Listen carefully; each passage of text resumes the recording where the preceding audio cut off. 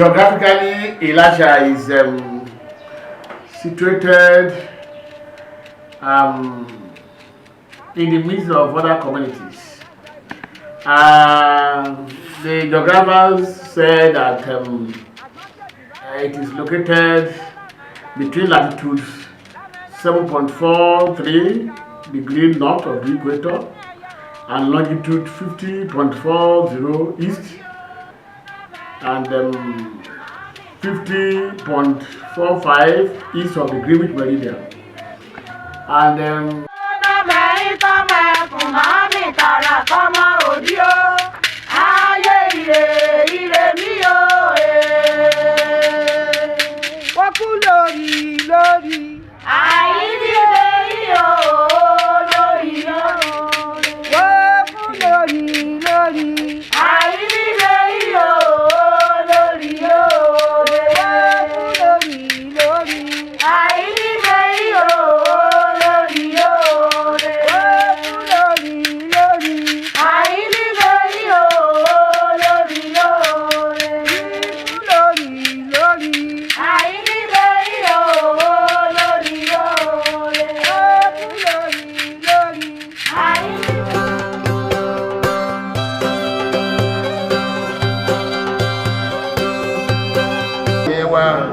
kábíyèsí ń wa akọ̀wé Elisha láti ọdún 5 sí àkókò tá a wà yìí ó jẹ́ kí ìlú dàrú ó jẹ́ kí ìlú pọ́n ó jẹ́ kí ogun Boko Haram wọ ìlú yìí ogun agbénipa òjò wọ̀ ìlú Olúwa ó ṣe Olúwa gbọ́ ọpẹ́ wa apapa kan ló pẹ́ ó ṣe Olúwa gbọ́ ọpẹ́ wa ọ̀pọ̀lọpọ̀ ìlú ló jẹ́ pé lákòókò tá a wà yìí àwọn tó ní wàhálà ń bẹ wọ́n sì wà láti mọ̀lé títí dè ní káàtó ń gbọ́ lórí rédíò Olúwa ṣe oúnjẹ tí kí kábíyèsí rí bẹ́ẹ̀ Olúwa ṣe Olúwa gbọ́ ọpẹ́ wa àdúgbò ìwà yẹn lógo ògo ńlá ní orúkọ rẹ Olúwa gbọ́ ọpẹ́ wa Olúwa lọ́wọ́ sí o kábíyèsí lẹ́ẹ̀kan sí ayẹn lógo pé o wà lórí ìtẹ́ o wà láyé ara ẹ bàbá yóò pẹ́ ń bẹ́ o bàbá jẹ́ ó pẹ́ ń bẹ́ o ó ti ṣọmọdé joyè báyìí jẹ́ ó pẹ́ ń bẹ́ o ìlú jẹ́ kó máa tẹ̀síwájú o nípa ohun rere jẹ́ kó máa tẹ̀síwájú o kó ṣàánú wa gbogbo àwa tó wá bí lẹ́nìí bàbá àdélébárí ni kó ṣe wá o kọjá rìnà kó bí o ayẹyẹ tá à ń ṣe lẹ́nìí já padà ṣe láyọ̀ àti àlàáfíà o gbọ́ ọpẹ́ wa o gba ìyẹn wa o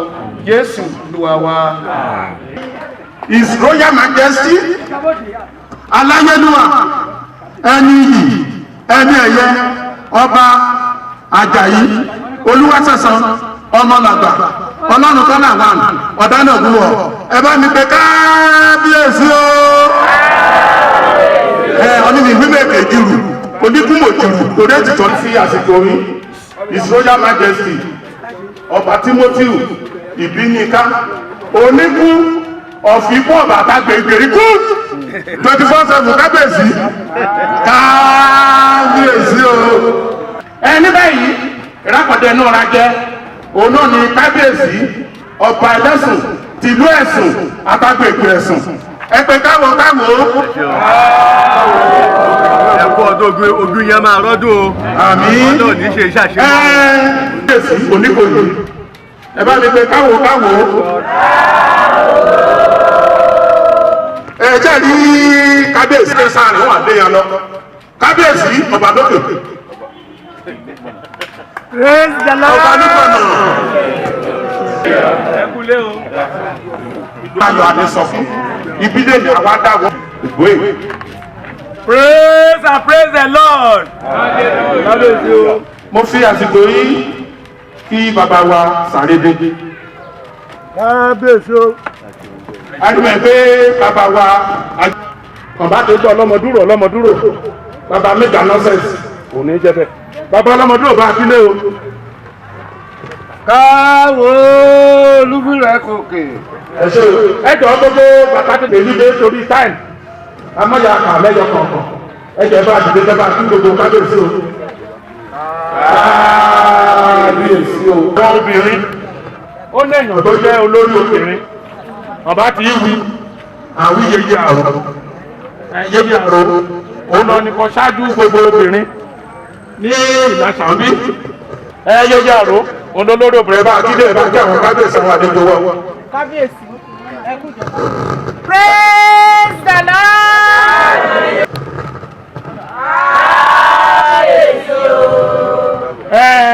gbogbo Adélé Ògùnmi kankan. Ní báyìí Ìlàṣà Development Union ẹni tó jẹ́ alága tí wọ́n gbé kù dàdé lọ́wọ́ láti fi kówó ìmọ̀ adarí dìgbà tá ń yan another executive.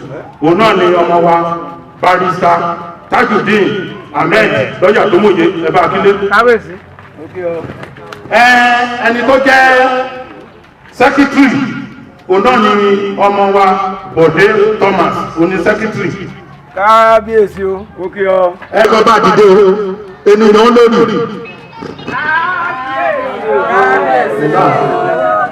Ó jẹ́ kí ó gbọ́yàn sílẹ̀ tí kábíyèsí gbé yeye agbájọ. Ìyá kan bàbá kan. Kábíyèsí o.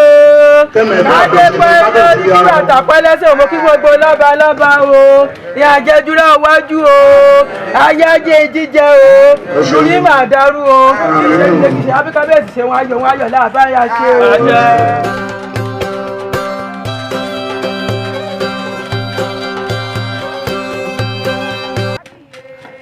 I am Barrister Tajudeen Olutope Ahmed. By the grace of God, I am the chairman of Ìlàṣà Development Union, the union that is responsible for the development and progress of the community. It's a union that is subscribed to by all the sons and daughters of the community. Today, the 7th day of September, is the 5th anniversary of the ascendance of His Royal Majesty Oba Ajayi Oluwaseun onto the throne of his forefather.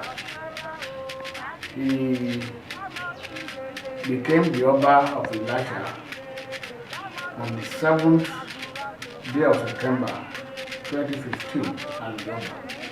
So by the grace of God, today, the 7th day of September 2020, make exact 5 years that the Kábíyèsí ascended the throne of the Ìlàṣà of Ìlàṣà. To do so much within the 5 years period. For instance, by the time he was made another, we don't have a palace. We don't have a palace that was that I can stay. We don't have a palace. So the first project that he embarked upon is the renovation of the already dilapidated palace of the Ìlàṣà. You know, apart from repairing the roof, you know, and the ceiling, we are able to carry out the tiling of some part of the palace.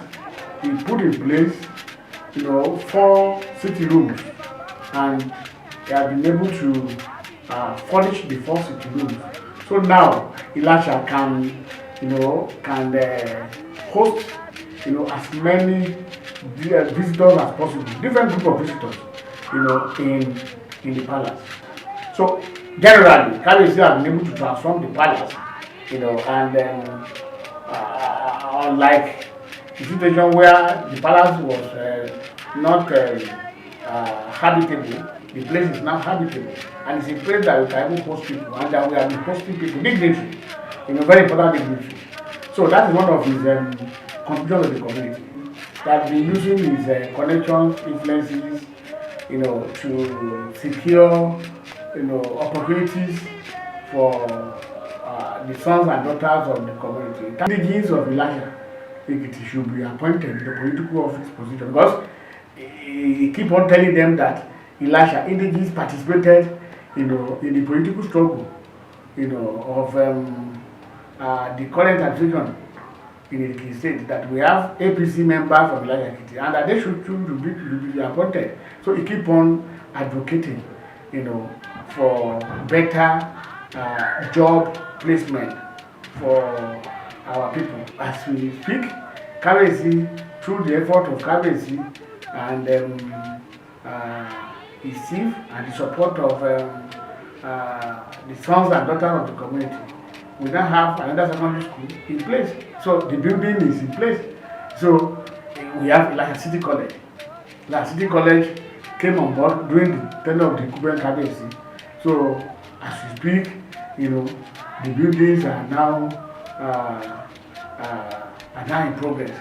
And from Kabiyesi too has facilitated the siting of police barrack, a very big barrack, you know, police barrack to Ilasha Ekiti. And that barrack will cater for the entire police in Ekiti East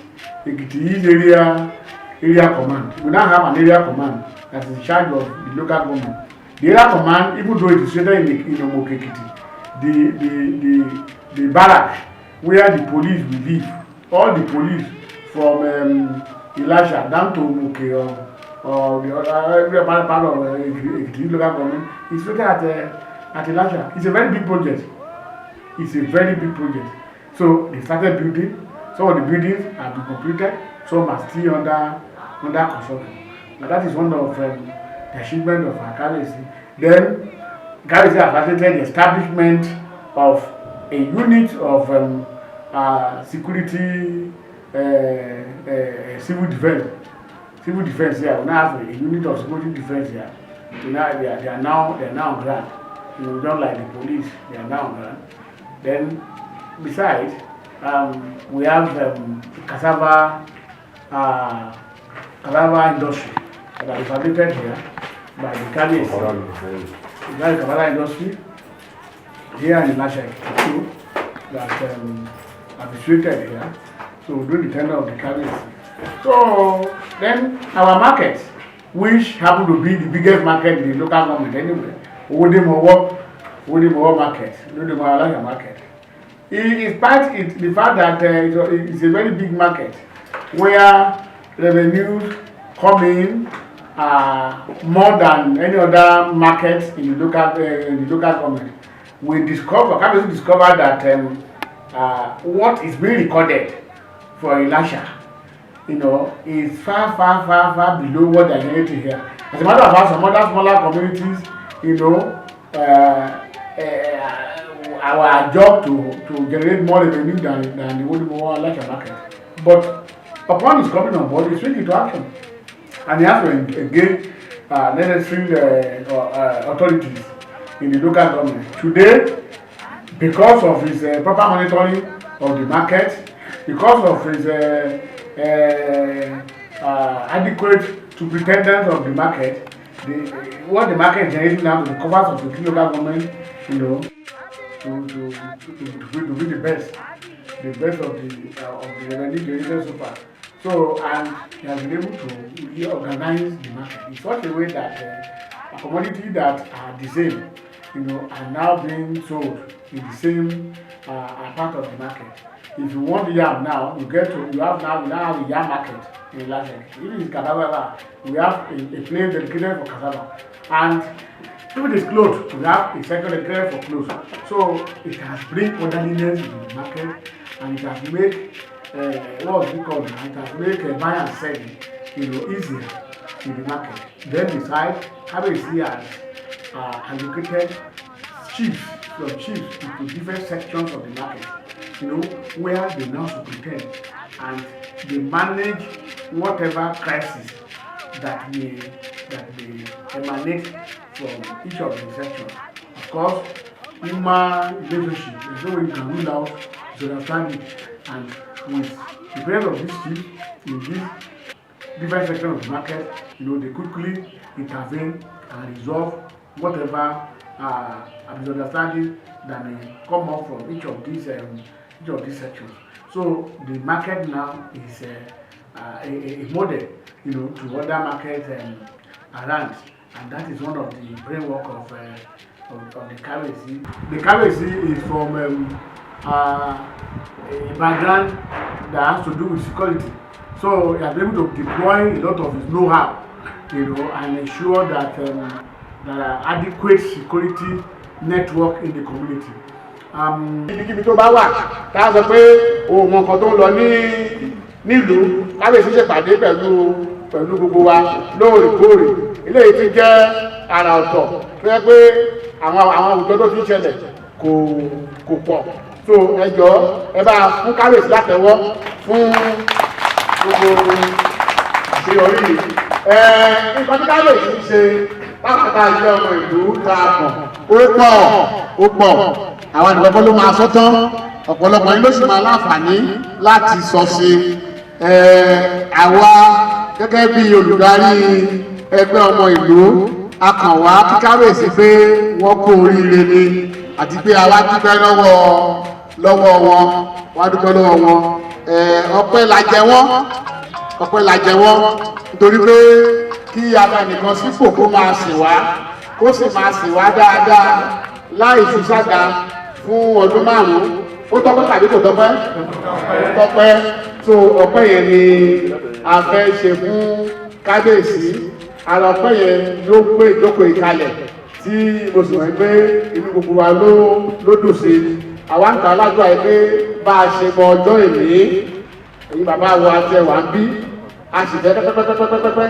kẹ́sì mọ ìbàdí kábíyèsí á ti ṣe ọdún 10 kẹ́mọ̀ bàtà kábíyèsí á ṣe 20 ọdún àti bẹ́ẹ̀ bẹ́ẹ̀ lọ ní ìdúpẹ́ wa àwa ẹgbẹ́ ọmọ ìlú àti pèsè àwọn ọ̀pọ̀lọpọ̀ nǹkan tá a máa fi dúpẹ́ fún kábíyèsí ara ìdókòó yìí o à ń ṣagbátẹrù ẹ̀ àwọn àdáwà tó ṣagbátẹrù ìdókòó yìí ara ẹ̀ náà ni pé a fẹ́ fún kábíyèsí ní lẹ́tà ayọ̀ kí la fẹ́ fún kábíyèsí o lẹ́tà ayọ̀ ẹ máa lẹ́tà ayọ̀ mo ti gba lẹ́tà ayọ̀ mo ti gba lẹ́tà ayọ̀ èmi ò tún ṣẹ́rù ayé mọ́. ẹ bá mi gbé mo ti gba lẹ́tà.